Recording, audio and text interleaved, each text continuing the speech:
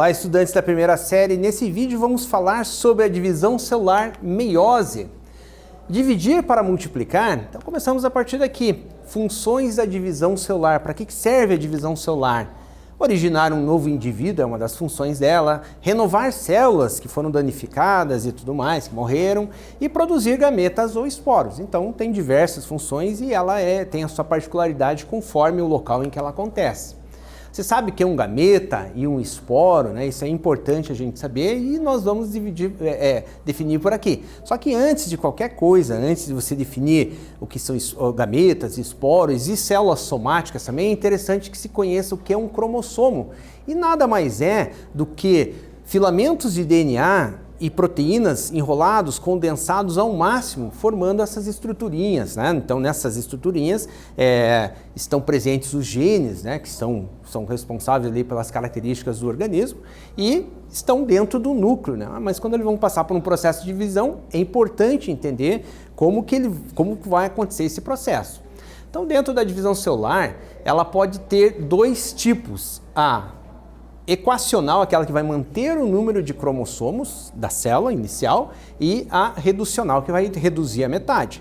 Então, quando nós temos a equacional, nós temos uma célula 2N, diploide, com o número total de cromossomos daquela espécie, ela vai produzir duas novas células com a mesma quantidade de cromossomos, por isso ela é chamada equacional.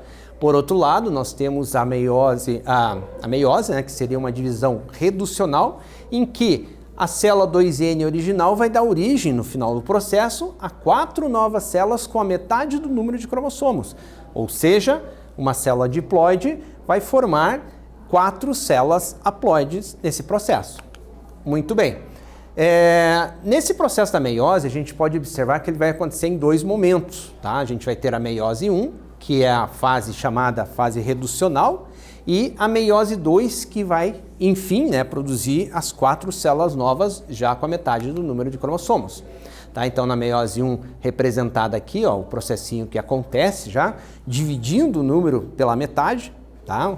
Transformando as células em N, e depois uma divisão equacional para formar as 4 novas a partir dali.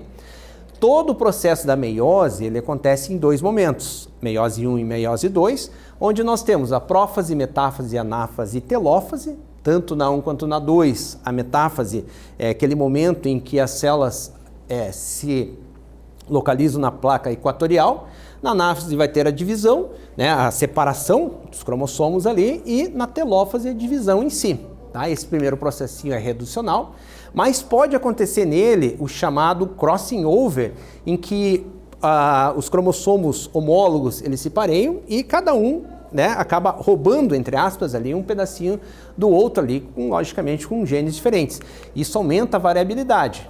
A meiose 2, como eu falei para vocês, ela é equacional, né, já fazendo as mesmas sequências ali do outro.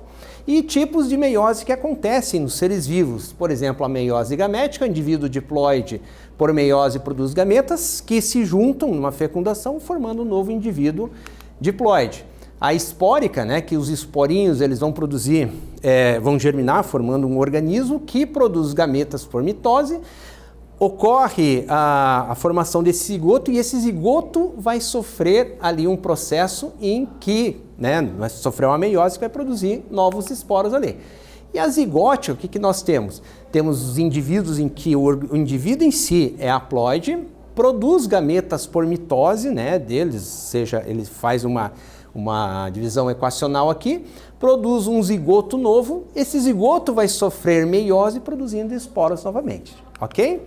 Então, nesse vídeo nós falamos sobre a divisão celular chamada meiose. Eu espero que vocês tenham gostado e até breve.